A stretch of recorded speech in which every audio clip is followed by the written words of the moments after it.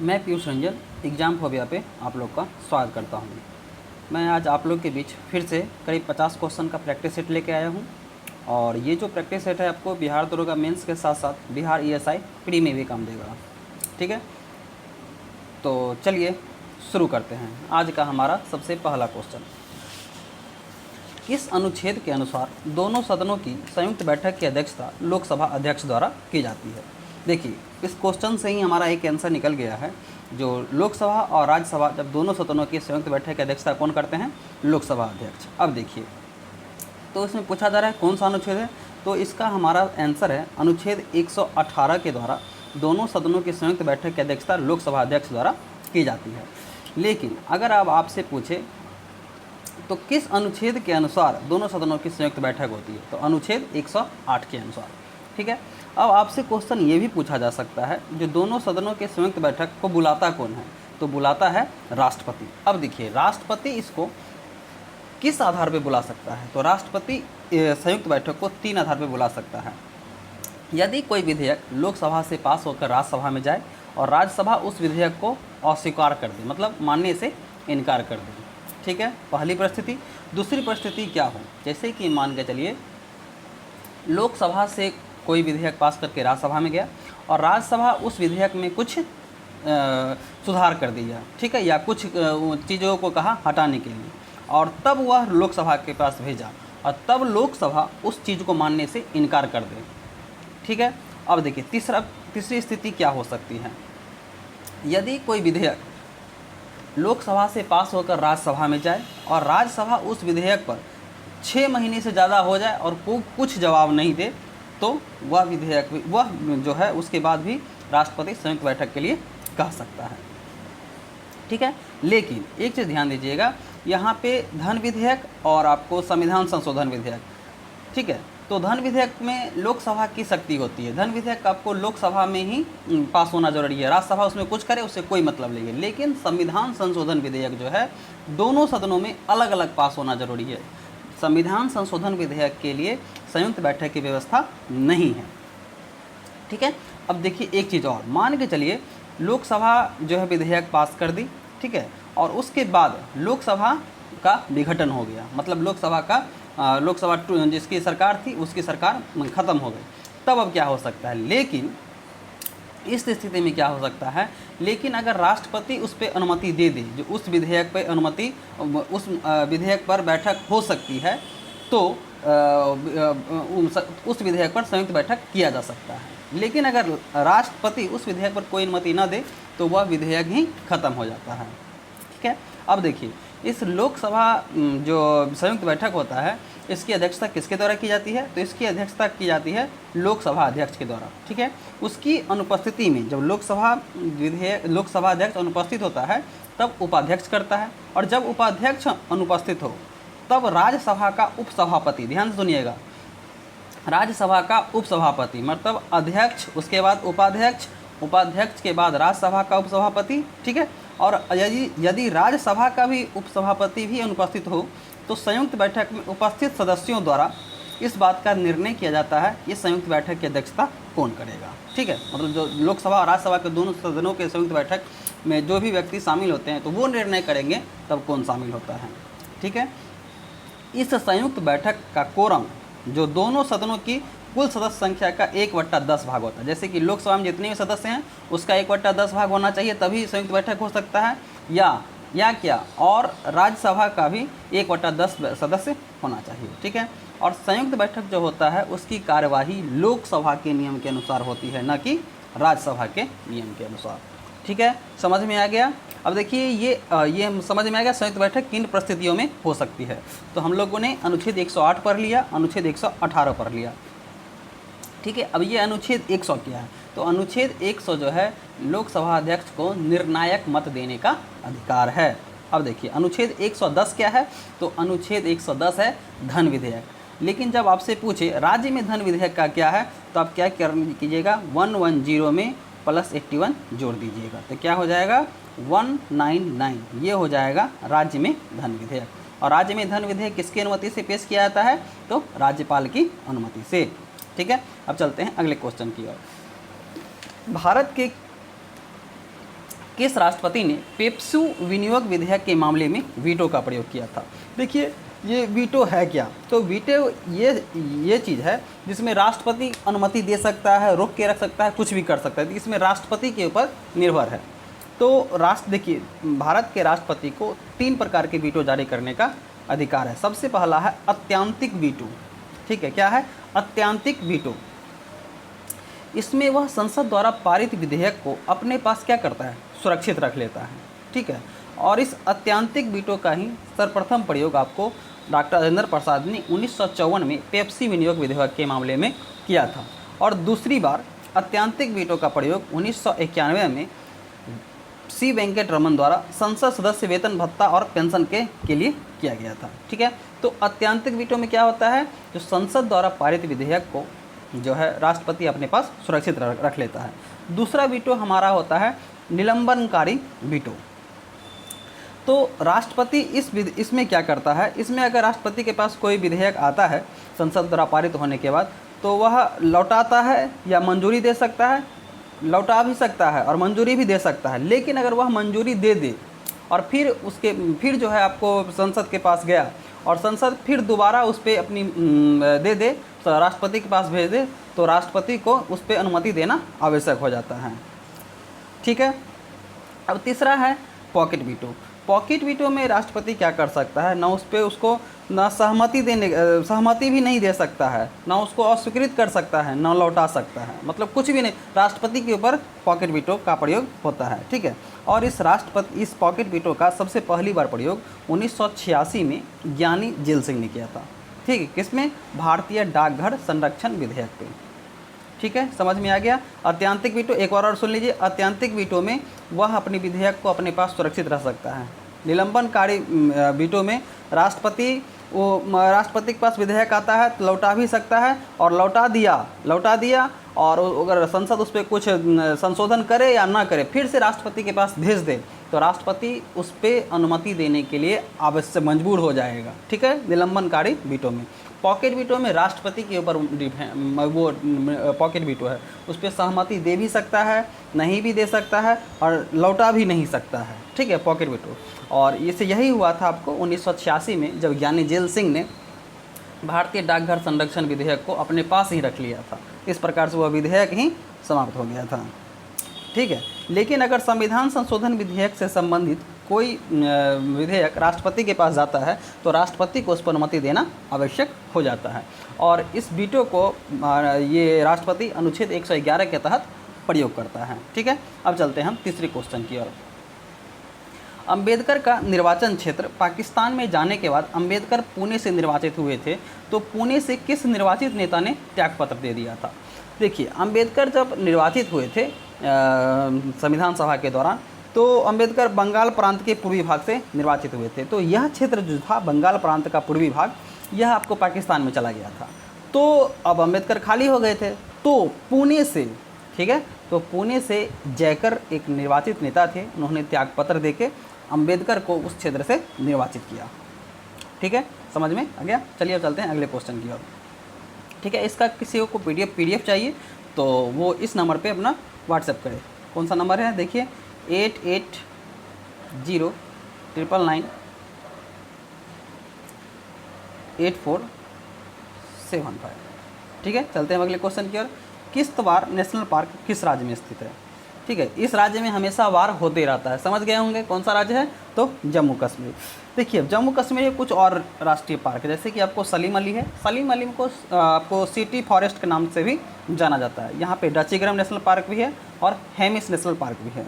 ठीक है, अब हम हिमाचल प्रदेश के बारे में बात कर लेते हैं। हिमाचल प्रदेश में आपको ग्रेट हिमालयन राष्ट्रीय पार्क है, पीन वैली नेशनल पार्क है, इंद्र किला नेशनल पार्क है, खीर गंगा नेशनल पार्क है और सिम्बलबारा नेशनल पार्क है। ठीक है, अब हरियाणा की बात कर लेते हैं। हरियाणा में आपको कालेसर नेशनल पार्क है और सुल्तानपुर नेशनल पार्क है। ठीक है, गुजरात के बारे में कुछ ही जान लेते हैं। गुजरात में आपको वंसदा नेशनल पार्क है, ब्लैक बक नेशनल पार्क है और मरीन नेशनल पार्क है, और एक और है शायद, कौन सा है? हाँ, गिर फॉरेस्ट नेशनल पार्क है। ठीक है, समझ में आ गया? अब चलते हैं अगले क्वेश्चन की ओर। इनमें से कौन सी गाय की नस्ल नहीं है? गिर है गाय की नस्ल, राठी है गाय की नस्ल, देवनी ये भी है, और जाफराबादी जो है गाय की नहीं, किसकी नस्ल है? भैंस की नस्ल है। ठीक है, चलते हैं अगले क्वेश्चन की ओर। तातीपाका तेल रिफाइनरी किस राज्य में स्थित है? तातीपाका तेल रिफाइनरी किस राज्य में स्थित है बताइए। तो ये जो तेल रिफाइनरी है तातीपाका, ये आपको आंध्र प्रदेश में, आंध्र प्रदेश में एक और तेल रिफाइनरी है विशाखापट्टनम। ठीक है, अब तमिलनाडु में जान लेते हैं। तमिलनाडु में कौन सी है? नागापट्टनम तेल रिफाइनरी है और मनाली तेल रिफाइनरी है। उत्तर प्रदेश के बारे में जान लेते हैं। उत्तर प्रदेश में कौन सी तेल रिफाइनरी है? उत्तर प्रदेश में मथुरा तेल रिफाइनरी है। और वीना कहाँ पे है? मध्य प्रदेश में है। ठीक है, पंजाब में कौन सा है? भटिंडा रिफाइनरी और पानीपत रिफाइनरी, ये सब कहाँ पे है? पंजाब में है। ठीक है, चलते हैं अगले क्वेश्चन की ओर। तारीख़ फिरोज शाही की रचना किस भाषा में की गई थी? तो तारीख़ फिरोज शाही को सबसे पहले लिखा किसने था? तो तारीख़ फिरोज शाही को जियाउद्दीन बर्नी और एक और थे, क्या नाम था उनका? हाँ, शम्स ए सिराज ने, दोनों ने मिलकर इस तारीख़ फिरोज शाही को लिखा था। किस भाषा में लिखा था? फारसी भाषा में। लेकिन फिरोज शाह तुगलक ने अपना आत्मकथा फुतुहात ए फिरोज शाही के नाम से लिखा था। यहाँ से ध्यान सुनिएगा, आपसे पूछा जा सकता है जो फिरोज शाह की आत्मकथा का नाम क्या था? तो ये तारीख़ फिरोज शाह भी दे सकता है और क्या दे सकता है? फुतुहात ए फिरोज शाही। तो फिरोज शाह की आत्मकथा का नाम क्या है? फुतुहात ए फिरोज शाही। ठीक है, समझ में आ गया। चलते हैं अगले क्वेश्चन की ओर।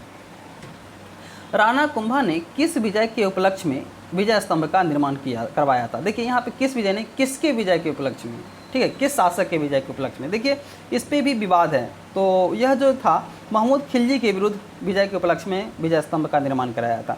लेकिन महमूद खिलजी कहता है जो हमने जीता है, लेकिन राणा कुंभा ने कहा था जो वो हमने जीता था, मालवा विजय के उपलक्ष्य में। ठीक है, तो उस उपलक्ष्य में उन्होंने विजय स्तंभ या कीर्ति स्तंभ, विजय स्तंभ को हम लोग कीर्ति स्तंभ के भी नाम से जानते हैं। ठीक है, और इस विजय स्तंभ और कीर्ति स्तंभ का निर्माण किसने किया था? इसका निर्माण जैता ने किया था। किसने किया था? जैता ने। और इसका डिजाइन किसने बनाया था? कीर्ति स्तंभ या विजय स्तंभ का अत्रि और महेश ने। अत्रि और महेश ने इस विजय स्तंभ या कीर्ति स्तंभ का डिजाइन तैयार किया था। ठीक है, चलते हैं अगले क्वेश्चन की ओर। अरविंद घोष को किस षड्यंत्र के तहत गिरफ्तार किया गया था? देखिए यह जो षड्यंत्र था अवैध हथियार रखने का मामला था। यह जो था अवैध हथियार रखने का मामला था। इस तहत के अरविंद घोष के साथ साथ उनके भाई वीरेंद्र घोष और करीब 29 व्यक्तियों को गिरफ्तार किया गया था। यह षड्यंत्र कौन सा था? अलीपुर षड्यंत्र। ठीक है, तो इस अलीपुर षड्यंत्र में अरविंद घोष के साथ साथ करीब वीरेंद्र घोष को भी और 29 व्यक्तियों को भी गिरफ्तार किया गया। लेकिन अलीपुर षड्यंत्र में अरविंद घोष का बचाव किया था ये चितरंजन दास वकील थे, उन्होंने अलीपुर षड्यंत्र में अरविंद घोष का बचाव किया था। किसने? चितरंजन दास ने। ठीक है, और अलीपुर षड्यंत्र मामले का ही एक सरकारी गवाह था नरेंद्र गोसाई। ठीक है, इसकी हत्या किसने कर दी थी? कन्हई लाल दत्त और सत्येंद्र बोस ने। अलीपुर षड्यंत्र केस के सरकारी गवाह नरेंद्र गोसाई की हत्या किसने कर दी थी? कन्हई लाल और सत्येंद्र बोस ने। ठीक है, अरविंद घोष आपको बाद में जाके योगी और दार्शनिक बन गए और इन्होंने पांडिचेरी में अपना एक आश्रम भी स्थापित कर लिया था। ठीक है, अरविंद घोष की जो मृत्यु हुई है आपको 5 दिसंबर 1950 को अरविंद घोष की मृत्यु हुई है। ठीक है, अरविंद घोष ने कुछ पुस्तक भी लिखा जैसे कि लाइफ डिवाइन, आपको ऐसे ऑन गीता, दिव्य जीवन, ठीक है, the mother, letters on yoga, Savitri, future poetry. ठीक है, और इन्होंने वंदे मातरम के नाम से एक पत्रिका का भी प्रकाशन किया। ठीक है, समझ में आ गया। अब चलते हैं हम अगले क्वेश्चन की ओर। जल चक्र में किसकी महत्वपूर्ण भूमिका होती है? कार्बन चक्र, सौर चक्र, हाइड्रोजन चक्र और नाइट्रोजन चक्र। तो इस जल चक्र में सबसे महत्वपूर्ण भूमिका होती है सौर चक्र, क्योंकि सौर चक्र जो है आपको जल चक्र को क्या करता है? चालित के रूप में करता है, मतलब इसको सुचारू रूप से चालित करता है। ठीक है, आ गया समझ में। चलते हैं अगले क्वेश्चन की ओर। एजेंडा 21 की समीक्षा कितने वर्षों पर होती है? देखिए एजेंडा 21 है क्या? तो ये जो एजेंडा 21 है आपको धारणीय विकास, जो कि मैंने आपको बता रखा है धारणीय विकास क्या है, मतलब अभी विकास करने के साथ साथ, वर्तमान में विकास करने के साथ साथ आगे आने वाली पीढ़ी के लिए भी हमको देखना है, तो वही कहा जाता है एजेंडा 21, वही होता है धारणीय विकास। तो एजेंडा 21 आपको धारणीय विकास को लेके ही हुआ था। ठीक है, और एजेंडा 21 को अपनाया गया था 1992 के दौरान, और उस दौरान ही कहा गया था जो हर एक 5 वर्ष के बाद एजेंडा 21 की समीक्षा हुई थी। तो आपसे ये भी क्वेश्चन पूछा जा सकता है जो एजेंडा 21 की प्रथम समीक्षा किस वर्ष हुई थी? तो प्रथम समीक्षा किस वर्ष हुई थी? 1997 में। और एजेंडा 21 को अपनाया कब किया गया था? तो 1992 में। अब 1992 क्या है? पृथ्वी सम्मेलन रियो डी जेनेरियो का। ठीक है, आया समझ में। अब चलते हैं अगले क्वेश्चन की ओर। धारणीय विकास लक्ष्य को कब तक प्राप्त करने का लक्ष्य रखा गया है। जो धारणीय विकास हम लोग समझ चुके हैं क्या है। टोटल धारणीय विकास लक्ष्य जो हैं कितने हैं, 17 हैं। कितने हैं, 17 हैं। और इसको स्वीकारा गया, इस 17 लक्ष्य को 2012 में अपनाया गया और इसको पूरा करने का लक्ष्य 2030 तक है, ठीक है। और इस 2030 तक इस लक्ष्य को प्राप्त करने का लक्ष्य रखा गया है, ठीक है। चलते हैं अगले क्वेश्चन की ओर। सतपुरा श्रेणी किस नदी के मध्य स्थित है। तो सतपुरा श्रेणी किस नदी के मध्य स्थित है। तो यह जो सतपुरा श्रेणी है आपको नर्मदा और ताप्ती नदी के मध्य स्थित है, ठीक है। किस नदी के मध्य स्थित है, नर्मदा और ताप्ती नदी। और ये दोनों जो नदियां हैं आपको कहाँ पे गिरती हैं, अरब सागर में गिरती हैं, ठीक है। और पंचमढ़ी की रानी किसको कहा जाता है, सतपुरा को ही कहा जाता है। सतपुरा श्रेणी में ही एक महादेव पहाड़ी है जो कि आपको मध्य प्रदेश में स्थित है। सतपुरा श्रेणी आपको घर्षित पर्वत या अवशिष्ट पर्वत के रूप में जाना जाता है। किसको, सतपुरा श्रेणी को घर्षित पर्वत या अवशिष्ट पर्वत के रूप में जाना जाता है, ठीक है। अब चलते हैं अगले क्वेश्चन की ओर। पश्चिमी घाट की लंबाई कितनी है। तो पश्चिमी घाट की लंबाई कितनी है, तो इसकी लंबाई है 1600 किलोमीटर। किसकी कितनी लंबाई है, 1600 किलोमीटर। और यह जो पश्चिमी घाट है 5 राज्य से गुजरता है। यह 5 राज्य कौन कौन सा है, देखिए। सबसे पहला आपको गुजरात है, फिर महाराष्ट्र है, फिर कर्नाटक है, फिर गोवा है, फिर केरल है और फिर उसके बाद तमिलनाडु है।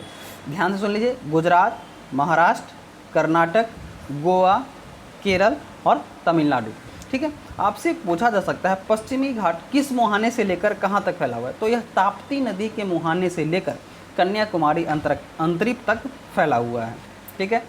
इस पश्चिमी घाट में कुछ दर्रे भी हैं। कौन कौन से हैं, थाल घाट है, भोर घाट है, पाल घाट है और सेनकोटा दर्रा है, ठीक है। इस पश्चिमी घाट में थाल घाट दर्रा है, भोर घाट दर्रा है, पाल घाट दर्रा है और सेनकोटा दर्रा भी है, ठीक है। ये थाल घाट, भोर घाट और पाल घाट, ठीक है, और सेनकोटा दर्रा है, ठीक है। चलते हैं अगले क्वेश्चन की ओर।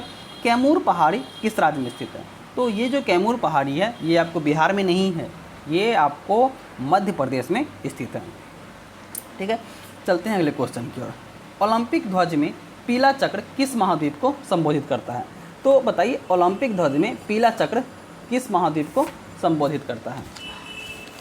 तो ओलंपिक ध्वज में टोटल आपको 5 चक्र हैं। कितने चक्र हैं, 5 चक्र हैं। और इस आपको ओलंपिक ध्वज को 1920 के एंटवर्प ओलंपिक से ध्वज फहराया गया था। किससे, और 1920 के एंटवर्प ओलंपिक से ध्वज फहराया गया था। इसमें टोटल 5 चक्र कौन कौन से हैं।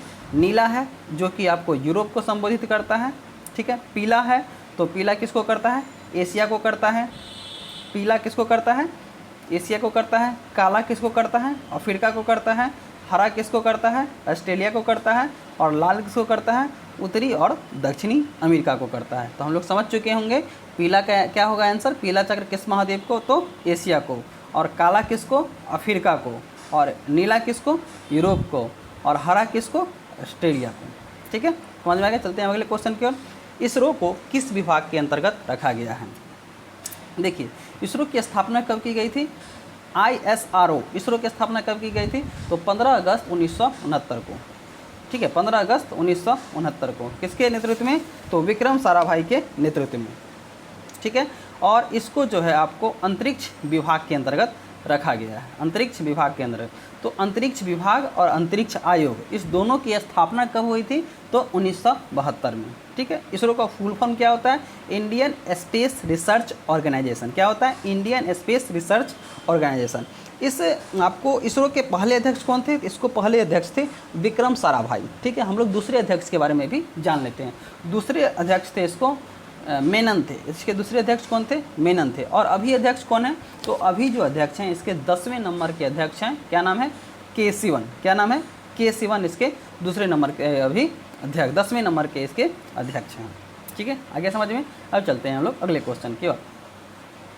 रासायनिक हथियार निषेध संगठन, रासायनिक हथियार निषेध संगठन का मुख्यालय कहाँ स्थित है। तो रासायनिक हथियार निषेध संगठन का मुख्यालय कहाँ पे है, नीदरलैंड में, ठीक है। अब देखते हैं वियना में भी एक बहुत का मुख्यालय है। तो किस किस का मुख्यालय सो जान लेते हैं। देखिए, परमाणु परीक्षण प्रतिबंध संगठन, इसका भी मुख्यालय कहाँ पे है? वियना में है। और संयुक्त राष्ट्र औद्योगिक विकास संगठन, इसका भी मुख्यालय कहाँ पे है? वियना में है, ठीक है। और अंतर्राष्ट्रीय परमाणु ऊर्जा अभिकरण, इसका भी मुख्यालय कहाँ पे है? वियना में है, ठीक है। रोम, देखिए कृषि से और खाने पीने से जितना भी संबंधित है सबका हेडक्वार्टर कहाँ पे है? रोम। आप डायरेक्ट ये समझ लीजिए, कृषि से संबंधित और खाने पीने से जितना भी संबंधित है सबका मुख्यालय कहाँ पे है? रोम। अब देखिए जेनेवा में किसका है? जानते ही होगा, WHO का है, वर्ल्ड हेल्थ ऑर्गेनाइजेशन। फिर WMO का है, मतलब वर्ल्ड मेट्रोलॉजिकल, मतलब मौसम, विश्व मौसम संगठन का भी मुख्यालय कहाँ पे है? आपको जेनेवा में है। और अंतर्राष्ट्रीय दूरसंचार संगठन, ठीक है, अंतर्राष्ट्रीय दूरसंचार संगठन, इसका भी मुख्यालय कहाँ पे है? जेनेवा में है, ठीक है। अब चलते हैं हम लोग अगले क्वेश्चन की ओर। अंतर्राष्ट्रीय न्यायालय में न्यायाधीशों की संख्या कितनी होती है? देखिए, अंतर्राष्ट्रीय न्यायालय में टोटल न्यायाधीश कितने होते हैं? 15 न्यायाधीश होते हैं। कितने न्यायाधीश? 15 न्यायाधीश। और ये जो न्यायाधीश आपको चुने जाते हैं 9 वर्ष के लिए चुने जाते हैं, ठीक। कितने वर्ष के लिए चुने जाते हैं? 9 वर्ष के लिए, ध्यान सुनिएगा, 9 वर्ष के लिए चुने जाते हैं। और हर एक 3 वर्ष बाद आपको 5 न्यायाधीश अवकाश ग्रहण कर जाते हैं। हर एक 3 वर्ष बाद 5 न्यायाधीश क्या करते हैं? अवकाश ग्रहण, मतलब रिटायर हो जाते हैं। 3 वर्ष बाद 5 न्यायाधीश। देखिए, अंतर्राष्ट्रीय न्यायालय में कोई भी अगर मामले की सुनवाई होती है तो उसमें एक ही देश के 2 जज नहीं हो सकते, 2 न्यायाधीश नहीं हो सकते, एक ही देश के 2 न्यायाधीश नहीं हो सकते। अंतर्राष्ट्रीय न्यायालय की जो भाषा है आपको कौन सी है बता सकते हैं? तो अंतर्राष्ट्रीय न्यायालय की जो भाषा है आपको कौन सी है? तो अंतर्राष्ट्रीय न्यायालय की जो भाषा है आपको फ्रेंच और अंग्रेजी है। क्या है? फ्रेंच और अंग्रेजी आपको अंतर्राष्ट्रीय न्यायालय की क्या है? भाषा है, ठीक है। भारत की तरफ से भी इसमें कुछ व्यक्ति चुने गए थे। सबसे पहले आपको चुने गए थे वेनेगल रामाराव, ठीक है। कौन से चुने गए थे? वेनेगल रामाराव। उसके बाद नागेंद्र सिंह, उसके बाद रघुनंदन पाठक और उसके बाद दलवीर पाठक। दलवीर पाठक जो हैं आपको अभी वर्तमान में अंतर्राष्ट्रीय न्यायालय में न्यायाधीश हैं और इनकी नियुक्ति हुई थी 2012 में और ये रिटायर कब करेंगे? 2021 में, ठीक है। समझ में आ गया? अब चलते हैं हम लोग अगले क्वेश्चन की ओर। द्वैतवाद का प्रतिपादन किसने किया था? देखिए, चलते हैं इसके बाद। देखिए, ये जो द्वैतवाद का प्रतिपादन किसने किया था? तो द्वैतवाद का प्रतिपादन माधवाचार्य ने किया था। रामानुजाचार्य ने किसने किया था? किसका किया था? विशिष्टाद्वैतवाद का। शंकराचार्य ने किसका किया था? अद्वैतवाद। देखिए, तो शंकराचार्य ने जो अद्वैतवाद का आपको प्रतिपादन किया, अद्वैतवाद का जो प्रतिपादन किया, तो उसके विरोध में ही दक्षिण में वैष्णव संतों द्वारा 4 मतों की स्थापना की गई थी, जिसमें आपको मैंने पहला बता रखा है रामानुजाचार्य, जिन्होंने विशिष्ट द्वैतवाद संप्रदाय की स्थापना की। और विशिष्ट द्वैतवाद ये आपको विशिष्ट द्वैतवाद का प्रतिपादन किया था। और इनके द्वारा जो आपको संप्रदाय चलाया गया था रामानुजाचार्य के द्वारा, वह था आपको श्री संप्रदाय, ठीक है। माधवाचार्य ने द्वैतवाद का प्रतिपादन किया और इनके द्वारा माधवाचार्य ने द्वैतवाद का प्रतिपादन किया और इनके द्वारा जो संप्रदाय चलाया गया वह उस संप्रदाय का नाम था ब्रह्म संप्रदाय, ठीक है। उसके निम्बकाचार्य, तो निम्बकाचार्य ने आपको द्वैतवाद का प्रतिपादन किया और इनके द्वारा जो चलाया गया संप्रदाय था सनकादिक संप्रदाय। एक हमारा और छूट रहा है, वो कौन सा है? हाँ, एक और जो हमारा छूट रहा है वो है विष्णु स्वामी, ठीक है। विष्णु स्वामी ने आपको शुद्ध द्वैतवाद का प्रतिपादन किया था और इनके द्वारा जो चलाया गया संप्रदाय है वह है रुद्र संप्रदाय, ठीक है। आगे समझ में? चलते हैं अगले क्वेश्चन की ओर। किस जैन सभा में अंतिम रूप से श्वेतांबर आगम का संपादन हुआ? किस जैन सभा में अंतिम रूप से श्वेतांबर आगम का संपादन हुआ? देखिए, तो वैशाली में, वल्लभी में, पावापुरी में, पाटलिपुत्र में। तो मात्र 2 जैन संगतियाँ हुई हैं। प्रथम जैन संगति जो आपको हुई थी 300 ईसा पूर्व पाटलिपुत्र में हुई थी और इसकी जो अध्यक्षता किए थे स्थूलभद्र किए थे, ठीक है। और इसी जैन सभा में आपको श्वेतांबर आगम का संपादन हुआ। तो ये जो श्वेतांबर आगमन का संपादन हुआ, ये जो है श्वेतांबर आगमन श्वेत वस्त्र धारण करते हैं और इनके जो शिष्य कहलाते हैं, इनके जो शिष्य थे वो स्थूलभद्र के शिष्य थे। श्वेतांबर आगम श्वेत वस्त्र धारण करते थे और श्वेतांबर संप्रदाय के प्रवर्तक थे कौन? स्थूलभद्र। कौन थे? स्थूलभद्र, ठीक है। और ये कहाँ पे हुआ था? पाटलिपुत्र में। और दूसरा कहाँ हुआ था? वल्लभी में, जिसकी अध्यक्षता किसने की थी? क्षमा श्रवण ने, ठीक है। आगे समझ में? अब चलते हैं हम लोग अगले क्वेश्चन की ओर। चित्तौड़ की संधि किस मुगल शासक के समय में हुई थी? चित्तौड़ की संधि किस मुगल शासक के समय में हुई थी? अकबर, औरंगजेब, जहांगीर, शाहजहां। क्या होगा इसका आंसर? तो चित्तौड़ की जो संधि हुई थी आपको जहांगीर के समय हुई थी। किसके समय हुई थी? जहांगीर के समय। और चित्तौड़ की जो संधि हुई थी उस समय चित्तौड़ के राजा कौन थे? राणा अमर सिंह। कौन थे? राणा अमर सिंह। देखिए जहांगीर के बारे में हम लोग कुछ बातों की और जान लेते हैं। देखिए जहांगीर ही एक ऐसा मुगल शासक था इसके पहले ही इसके पुत्र को उत्तराधिकारी घोषित कर दिया था। तो वह कौन था इसका पुत्र? खुसरो। कौन था? खुसरो था। इससे पहले ही इसको उत्तराधिकारी घोषित कर दिया था। ठीक है। और जहांगीर ने आपको अबुल फजल की भी हत्या करवा दी थी। किससे करवाई थी? तो वीर सिंह बुंदेला से करवा दी थी। वीर सिंह बुंदेला से अबुल फजल की आपको हत्या करवा दी थी। देखिए जहांगीर जो है जहांगीर ने आपको नूरजहां या मेहरुन्निसा से विवाह किया था। और इसी नूरजहां ने आपको जुनता दल का निर्माण करवाया था। ठीक है। और जहांगीर के शासनकाल को आपको पेटीकोट किंग कहा जाता है। पेटीकोट का शासनकाल कहा जाता है। ठीक है। पेटीकोट का शासनकाल कहा जाता है। और ये जो जहांगीर है, जहांगीर के समय ही सबसे पहले ब्रिटिश विलियम हॉकिंस आपको दरबार में आए थे। ये मुग़ल शासक के दरबार में आए थे। ठीक है। और ये देखिए हाँ, जहाँ विलियम हॉकिंस आपको दरबार, बाकी आप लोग देख लीजिएगा। ऐसे ही जब भी कोई पॉइंट आए तो उससे आप लोग 2-3 पॉइंट रिलेट करके देखिएगा, इससे संबंधित क्वेश्चन और क्या क्या हो सकता है। ठीक है। आप लोग को याद हो जाएगा ऐसे। ठीक है। चलते हैं अगले क्वेश्चन की ओर। ब्रिटिश सरकार ने बंगाल विभाजन के निर्णय की घोषणा कब की थी? देखिए ब्रिटिश सरकार ने बंगाल विभाजन किसके समय हुआ था? लॉर्ड कर्जन के समय थे।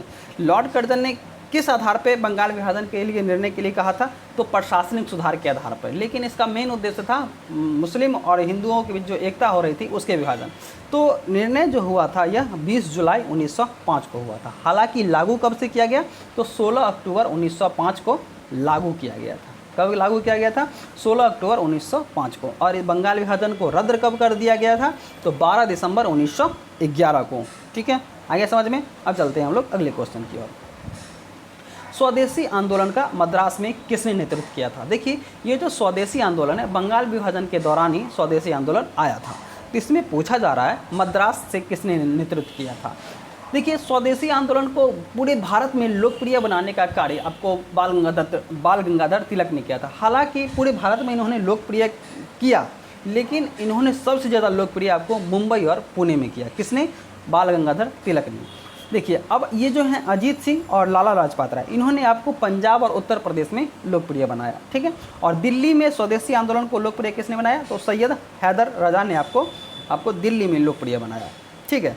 और पूछा जा रहा है आपसे मद्रास में किसने नेतृत्व किया था? तो मद्रास में नेतृत्व किया था चिदम्बरम पिल्लई ने। ठीक है। और स्वदेशी आंदोलन के दौरान ही स्वदेश बांधव समिति की स्थापना किसने की थी? तो अश्वनी कुमार दत्त ने ही की थी।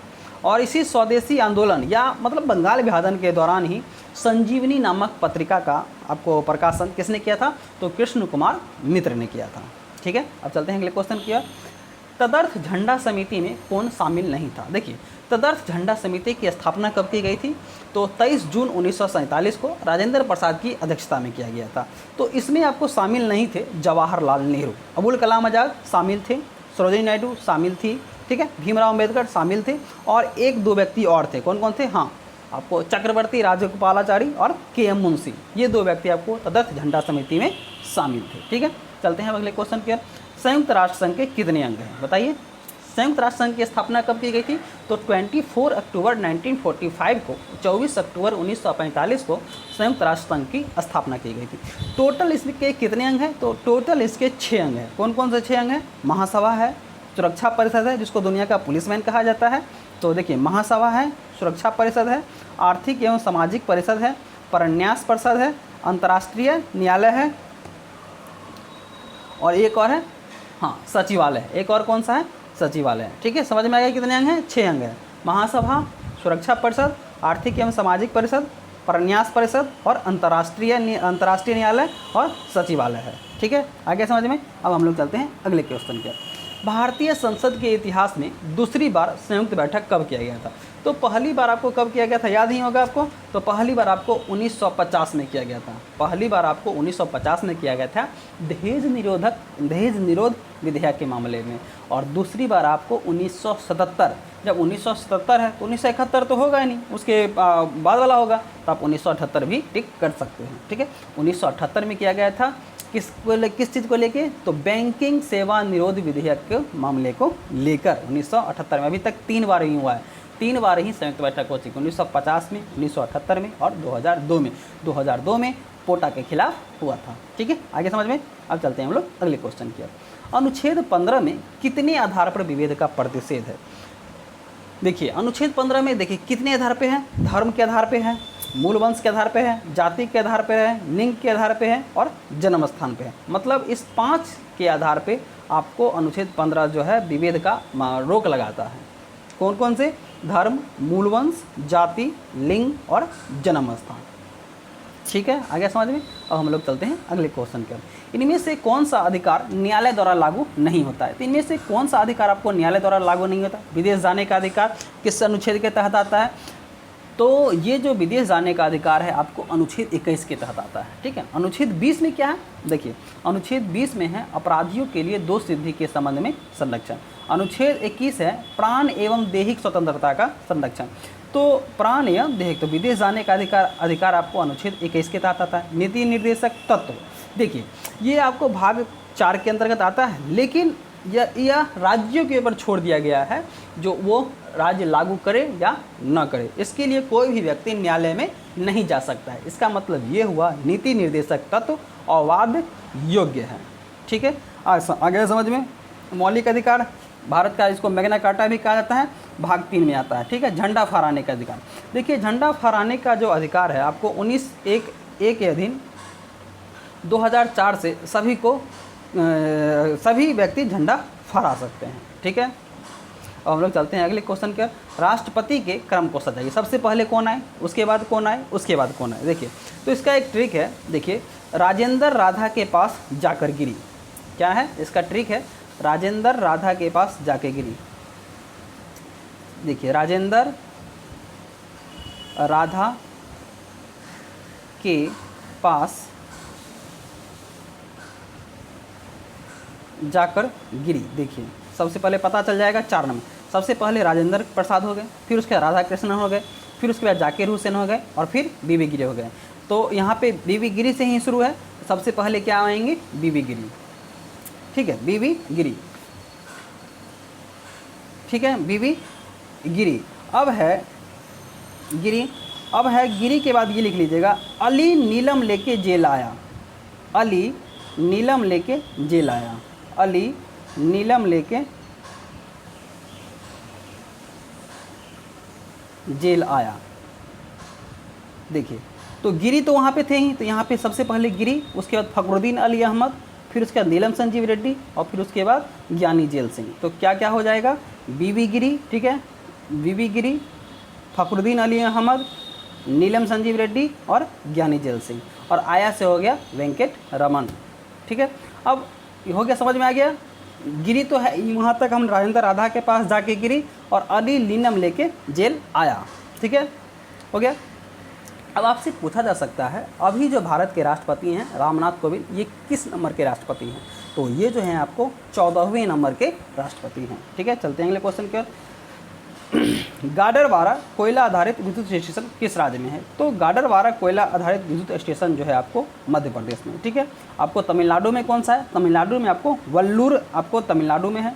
केरल में आपको कोई नहीं है। आपको ओडिशा में जो है तलचर है और दरली-परली, ये कहाँ पे है? ओडिशा में है। ठीक है, चलते हैं अगले क्वेश्चन के। पारे जल विद्युत परियोजना किस राज्य में है? देखिए आपको पारे है हुए हैं इस राज्य में, रंगा नदी है और कामिंग, ये 3 जल विद्युत परियोजना आपको इस राज्य में है। तो कौन सा हुआ राज्य है? तो अरुणाचल प्रदेश है। ठीक है, नागालैंड में कौन सा है? तो दोयांग जल विद्युत परियोजना कहाँ पे है? नागालैंड में है। तुइरियल आपको जल विद्युत परियोजना कहाँ पे है? तो यह आपको मिजोरम में है। ठीक है, आगे समझ में। अब हम लोग चलते हैं अगले क्वेश्चन के। जाम्बिया, जाम्बिया की राजधानी क्या है? तो जाम्बिया की राजधानी क्या है बताइए? तो जाम्बिया की राजधानी है लुसाका। और यहाँ की मुद्रा क्या है? तो यहाँ की मुद्रा है आपको क्वाचा है। क्या है मुद्रा? क्वाचा। अब ये जो कंपाला है ये किसकी राजधानी है? तो कंपाला आपको किसकी है? युगांडा की है। कंपाला किसकी है? युगांडा की है। ठीक है। लोमे किसकी राजधानी है? तो लोमे आपको टोगे की, लोमे जो है आपको टोगे की राजधानी है। किसकी राजधानी है? टोगे की है। और यहाँ की टोगे की मुद्रा क्या है? फ्रैंक है। हरारे किसकी है? तो जिम्बाब्वे की। और जिम्बाब्वे में कौन सी मुद्रा चलती है? तो डॉलर मुद्रा चलती है। ठीक है, चलते हैं अगले क्वेश्चन के। सर्वाधिक शिशु लिंगानुपात वाला पहला राज्य कौन सा है? बताइए।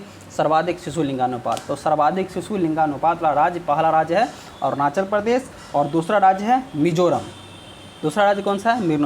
मिजोरम। अरुणाचल प्रदेश में टोटल लिंगानुपात कितना है? शिशु लिंगानुपात तो 972। अरुणाचल प्रदेश में टोटल शिशु लिंगानुपात कितना है?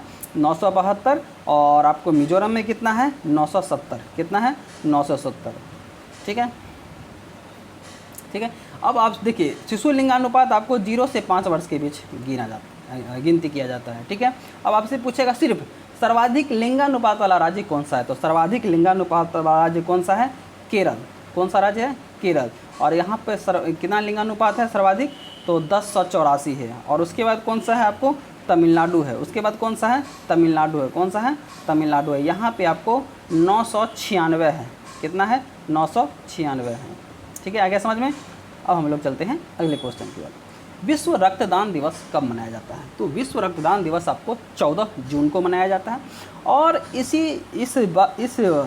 वर्ष रक्तदान दिवस की जो थीम थी, इसका थीम था save blood save lives. Save blood save lives. ठीक है, हम लोग चलते हैं अगले क्वेश्चन की ओर।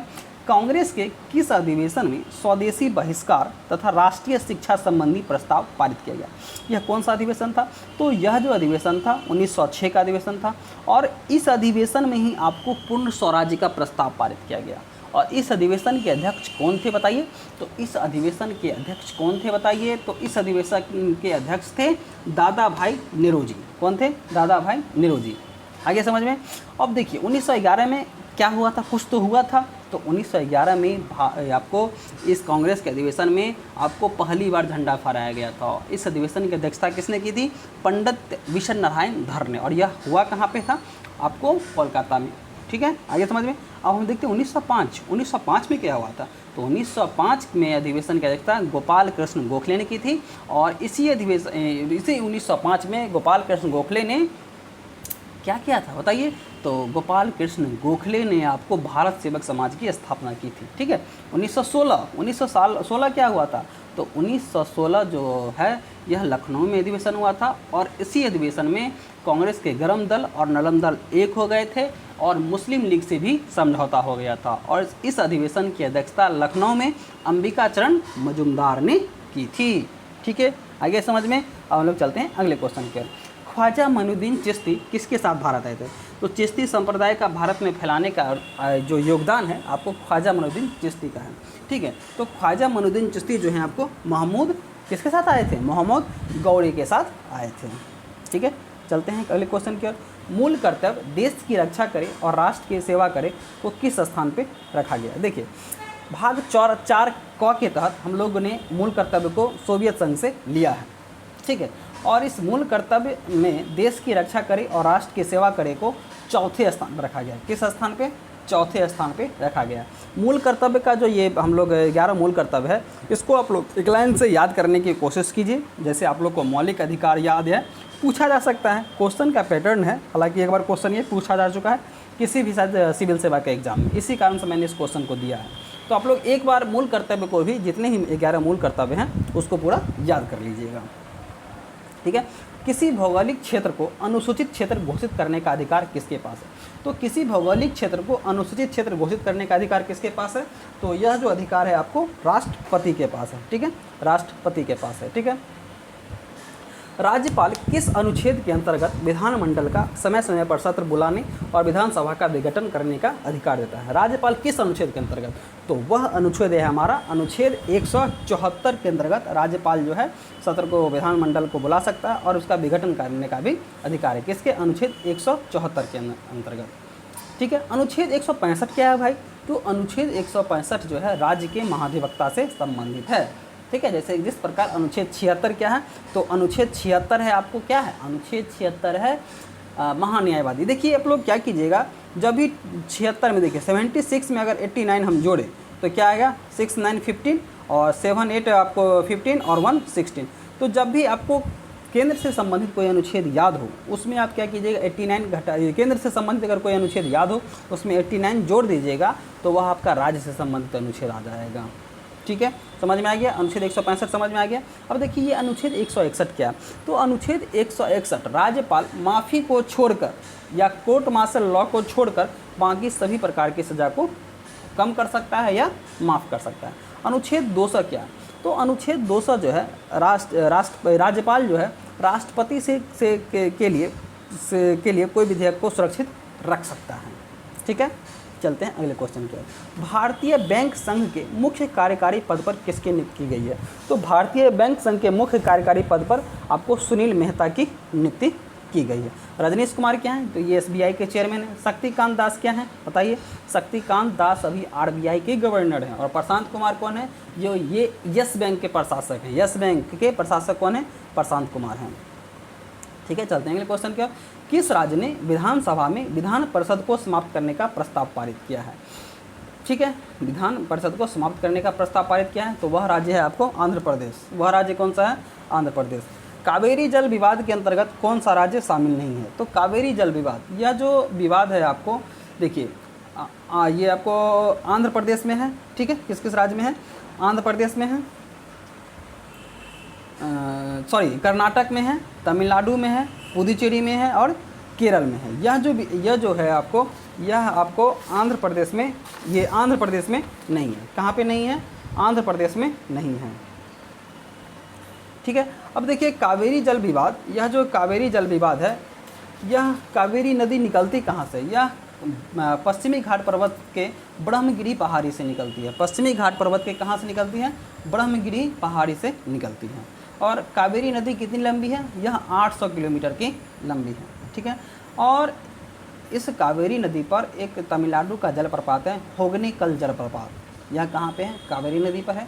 और एक कर्नाटक का भी जलप्रपात, एक नहीं दो है, भाड़ चुक्की जलप्रपात और बालमूरी जलप्रपात। यह कहाँ पे है, जलप्रपात कर्नाटक में है। ठीक है, और हम लोग कावेरी को दक्षिण भारत की गंगा के नाम से भी जानते हैं। देखिए एक चीज़ इसका ट्रिक बता रहे हैं, दक्षिण भारत की गंगा, दक्षिण भारत की गंगा जब भी की आ जाए तो आप लोग समझ लीजिएगा कावेरी, क्योंकि एक होता है दक्षिण की गंगा, दक्षिण गंगा, तो दक्षिण गंगा किसको कहा जाता है, गोदावरी को। ठीक है, और जब भी की आ जाए तो समझ लीजिएगा कावेरी। ठीक है, आगे समझ में। अब हम लोग चलते हैं अगले क्वेश्चन की ओर। दिल्ली सल्तनत के किस काल को भारतीय विजारत का स्वर्णकाल कहा जाता है, बताइए। दिल्ली सल्तनत के किस काल को भारतीय विजारत का स्वर्णकाल कहा जाता है। देखिए विजारत होता क्या है, तो यह विजारत एक ऐसी संस्था थी जिसमें इस्लामी संविधान को मान्यता दी गई थी।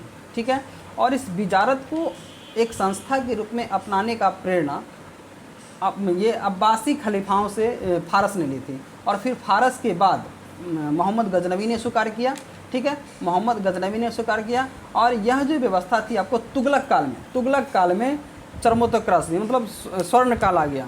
ठीक है, क्योंकि मोहम्मद तुगलक ने आपको बहुत सारे वजीरों की नियुक्ति कर रखी थी। ठीक है, वजीर क्या होते थे, तो यह आपको प्रधानमंत्री होते थे। ठीक है, आगे समझ में। तालीकोटा का युद्ध में संयुक्त सेना की तरफ से कौन शामिल नहीं था। देखिए तालीकोटा को हम लोग राक्षसी हट्टी या बन्नी हट्टी के युद्ध के नाम से भी जाने जाते हैं। और इसी युद्ध के बाद आपको विजयनगर साम्राज्य का पतन होना शुरू हो गया था। और यह जो युद्ध है आपको 1565 में हुआ था। ठीक है, और इस युद्ध में नेतृत्व जो है आपको वास्तविक ये सदाशिव कर रहे थे, लेकिन वास्तविक नेतृत्व राम राय कर रहे थे। ठीक है, और इस युद्ध के बाद ही आपको अराविडू वंश की स्थापना की गई और अराविडू वंश की स्थापना की गई थी। ठीक है, तालीकोटा के युद्ध के बाद ही अराविडू वंश की स्थापना की गई थी। ठीक है, चलते हैं अगले क्वेश्चन क्या है। दिल्ली सल्तनत में किसके शासनकाल में कालाबाजारी और मुनाफाखारी हो गई थी। इसी शासक ने आपको दीवाने मुस्तखरीज की स्थापना की थी। और इसी शासक ने अपने आप को द्वितीय सिकंदर या सिकंदर सानी की उपाधि धारण की थी। और इसी शासक ने एक नवीन धर्म चलाने की स्थापना की थी, लेकिन अपने एक मित्र अलाउल मुल्क के कहने पर इसने इस विचार को त्याग कर दिया था। तो यह कौन सा शासक था, तो यह शासक था आपको बताइए अलाउद्दीन खिलजी था। सिकंदर लोदी कौन सा वाद्य यंत्र सुनने का शौकीन था? तो सिकंदर लोदी कौन सा वाद्य यंत्र सुनने का शौकीन था? शहनाई। सिकंदर लोदी के बारे में इससे पीछे वाले वीडियो में मैंने बता दिया है। ठीक है, चलते हैं अगले क्वेश्चन की ओर। राष्ट्रपति द्वारा राज्यसभा में नामांकित किए जाने वाले कौन शामिल नहीं होता है? तो राष्ट्रपति अनुच्छेद 80 के तहत करीब 12 व्यक्तियों को नामांकित कर सकता है। तो किस किस के तहत? तो साहित्य के तहत, विज्ञान के तहत, समाज सेवा के तहत और कला के क्षेत्र में। विदेश सेवा के तहत, चाहे विदेश में कुछ किए उससे कोई मतलब नहीं है, समाज से भारत में होना चाहिए, समाज सेवा के तहत होनी चाहिए। ठीक है, तो साहित्य के तहत, विज्ञान के तहत, समाज सेवा के तहत और कला के तहत, अनुच्छेद 80 के तहत। ठीक है, चलते हैं अगले क्वेश्चन क्या। आलू सम्मेलन का तीसरा संस्करण किस राज्य में आयोजित किया जाएगा? तो आलू सम्मेलन जो है आपको कहाँ पे होगा? गुजरात में होगा। किस वर्ष तक भारतीय रेलवे का पूरी तरह से विद्युतीकरण हो जाएगा? तो यह जो आपको रेलवे का पूरी तरह से विद्युतीकरण होगा, यह आपको 2024 तक भारतीय रेलवे का पूरी तरह से विद्युतीकरण हो जाएगा। हालांकि यह दिखता हुआ नहीं दिख रहा है। ठीक है, तो यह था करीब 50 क्वेश्चन का प्रैक्टिस सेट। अगर आप लोगों को अच्छा लगता है तो चैनल को शेयर कीजिए प्लीज़, और लाइक कीजिए और सब्सक्राइब कीजिए। ठीक है, गुड बाय, टेक केयर।